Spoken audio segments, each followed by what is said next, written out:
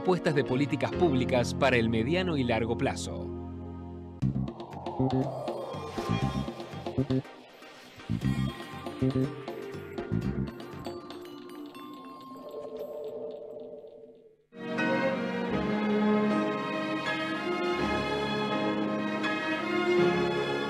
Bueno, estoy con Diego Martínez Bursaco, que es economista. Tenés un posgrado en Mercado de Capitales, ¿no? Sí, así es, Pablo. Bueno, y además trabajaste muchos años, estuviste mucho tiempo como director de MB, inversiones, en Mercado en 5 minutos. Yo te voy a dar 10 minutos para que me digas qué pasa. Es mucho más de lo que tenías en Mercado 5. ¿Qué era Mercado? ¿Qué es Mercado? Es un newsletter financiero donde tratamos de instruir a la gente la importancia del ahorro, de la inversión y cuán importante es pensar una estrategia a largo plazo para esta Argentina, pero también para nivel individual, la planificación financiera, ¿no? Bueno, déjame empezar por lo más impactante, lo que más se habla en la Argentina en este momento y lo que además tiene un rebote enorme sobre la política, que son las corridas cambiarias.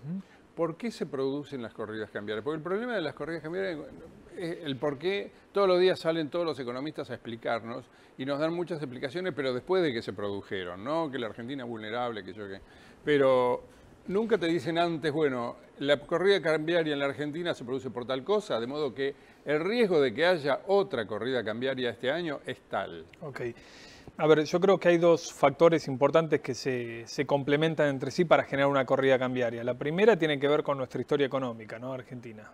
Argentina está llena de episodios de crisis financiera y económica que derivan justamente en una corrida cambiaria. Y la segunda, el segundo elemento importante es la desconfianza, ¿sí? A ver, ¿por qué hay una corrida cambiaria? La corrida cambiaria es un síntoma de desprecio hacia la moneda local, ¿sí?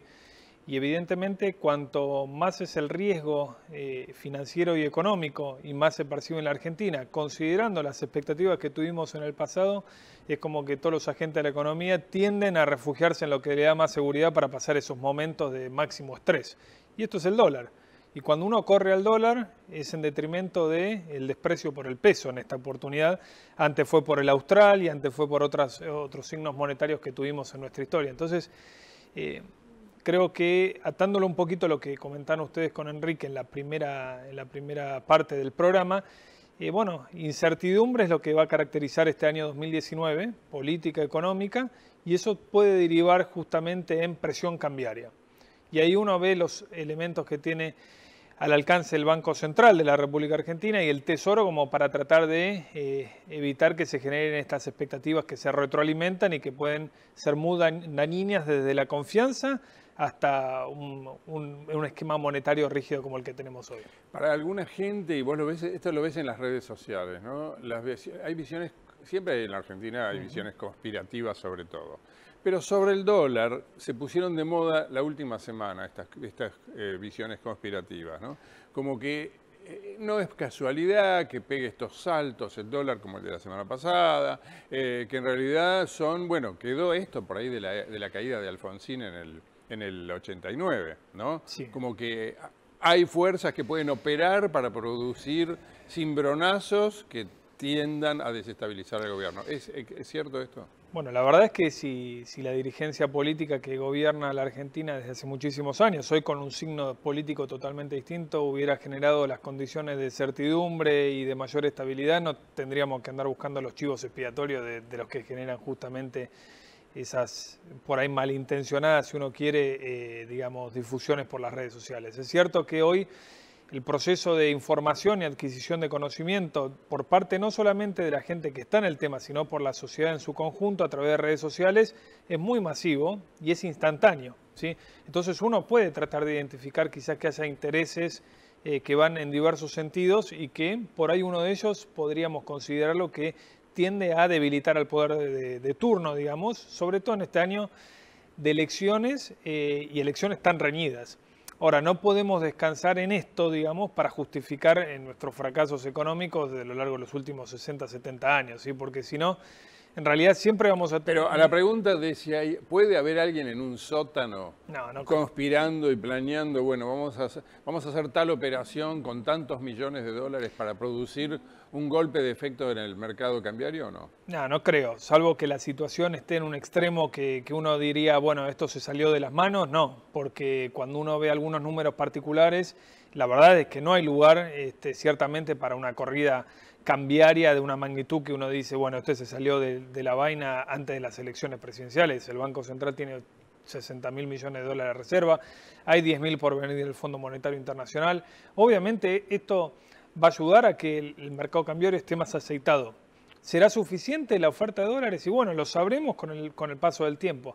Lo que no podemos ignorar es que en este proceso de desconfianza económica y política seguramente el argentino va a ir al dólar, pero porque es una cuestión natural del comportamiento del argentino en estos periodos electorales, ¿sí? Entonces, esto no puede ser fundamentado justamente en un plan que está en un sótano diciendo, bueno, vamos a desestabilizar por el mercado cambiario, ¿sí? Hay que ver la historia, y la historia muestra precisamente que el argentino se siente seguro teniendo dólares en el bolsillo cuando están las elecciones, sobre todo con un final tan abierto y con dos modelos de países muy ambiguos, ¿no? Muy opuestos, que se están, digamos, tratando de disputar los próximos 4 años. Así que me parece lógico el comportamiento del ahorrista o del inversor argentino. Hay dos cosas que el gobierno no está logrando controlar. Una es la inflación y la otra es el dólar. Sin embargo, la inflación se supone que nos afecta a todos y a los sectores más vulnerables de la población mucho más, ¿no? Pero en ese sentido bastante democrática la inflación, porque en broma todo el mundo.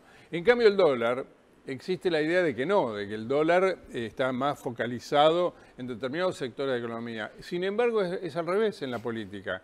La política se siente afectada hoy por cualquier movimiento del dólar, al punto que no hay hoy un analista serio político en la Argentina que no te diga que si el dólar se le va de las manos a Macri, pierde las elecciones seguras.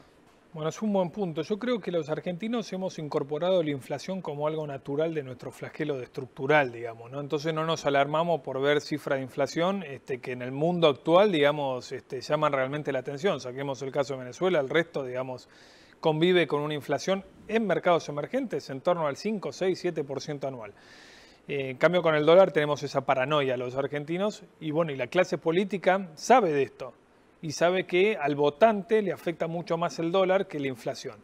Ahora, ¿por qué sube el dólar? Porque hay inflación. Es decir, el dólar es una reacción o es una consecuencia del nivel de inflación. Lo que hace el dólar al subir es quizás acelerar una nueva ronda de inflación. Entonces lo que tenemos que tratar de hacer el esfuerzo es en controlar la inflación y generar condiciones para que no haya inflación.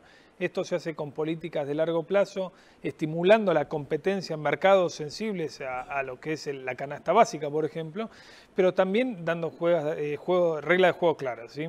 Para que llegue la inversión, y la única forma de controlar la inflación en el mediano plazo es con más inversión, ¿sí? Hasta que no lo entendamos, sobre todo la dirigencia política argentina, que discute siempre cuestiones coyunturales, cuestiones del día a día, bueno, la inversión es algo que se construye de mediano y largo plazo y que va, digamos, a tener repercusión a 5 o 10 años vista.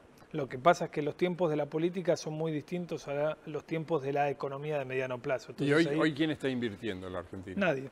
Absolutamente nadie. Y son inversiones de reposición. El caso más exitoso quizás de inversión en la Argentina, que es un modelo para replicar, es lo que se generó con todo lo que es energía y petróleo, pero justamente porque el gobierno ahí tenía bien en claro que tenía que dar los incentivos necesarios para que lleguen inversiones. Pablo, una inversión, cuando uno piensa una inversión física en Argentina, es para dejarla al menos 10 años. Es decir, hundir capital en la Argentina con 10 años vista implica que pedís mucho de rentabilidad para un proyecto por el riesgo sistemático de la Argentina, o que realmente están los incentivos y vos pensás que se van a mantener el tiempo. Vaca Muerta es un claro ejemplo y otros sectores no, ¿sí? ¿Por qué? Porque ahora tenemos, si vuelve el peronismo o el kirchnerismo, tenés problemas regulatorios importantes, se van a volver a meter en las empresas o no. Acordémonos que la estatización de las AFJP, por ejemplo, en el año 2008, implicó que directores del gobierno se sienten en la mesa de las empresas privadas más importantes de la Argentina, ¿no? Entonces eso es una señal importante para cualquier inversor local y sobre todo para alguien internacional. Pregunta final sobre la actividad económica, el nivel de actividad económica, ¿cómo lo ves para los próximos 90 días? Yo veo bastante difícil, lamentablemente, que el salario real se recupere, ¿sí? Respecto a lo que estamos viendo de la inercia inflacionaria y respecto a lo perdido, ¿no? Creo que por el lado del campo, obviamente es una redundancia, pero vamos a tener buenas, digamos, bases comparables y eso va a generar un efecto derrame quizás acotado. No vamos a llegar a las elecciones con una economía y un bolsillo mejorado, entonces los argentinos seguramente vamos a tener que ver de decidir entre la situación económica personal o los avances institucionales que hizo este gobierno. Y así un poco está el quid de la cuestión para ver si seguimos votando, obviamente, con el corto plazo en nuestro bolsillo o intentamos dar una señal de que queremos un país mucho mejor en el mediano plazo. Eso en el supuesto de que en el mediano y largo plazo el gobierno esté haciendo las cosas bien. Bueno, vos dijiste, lo elogiaste en el tema vaca muerta. Sí. Pero en otros aspectos de la economía no se ve el largo plazo. Creo que Macri aprendió un poco la lección, dejó trascender, digamos, de que el día 1 de su segundo mandato, en el caso que eso ocurriera, iba a ir con las reformas estructurales a fondo, pero creo que desde el punto de vista del inversor, del ahorrista, lo que se está buscando es que el discurso, digamos, después tenga correlato con los hechos. ¿Sí? El gobierno de Cambiemos dijo que había que apostar al ahorro local, después puso el impuesto a la renta financiera.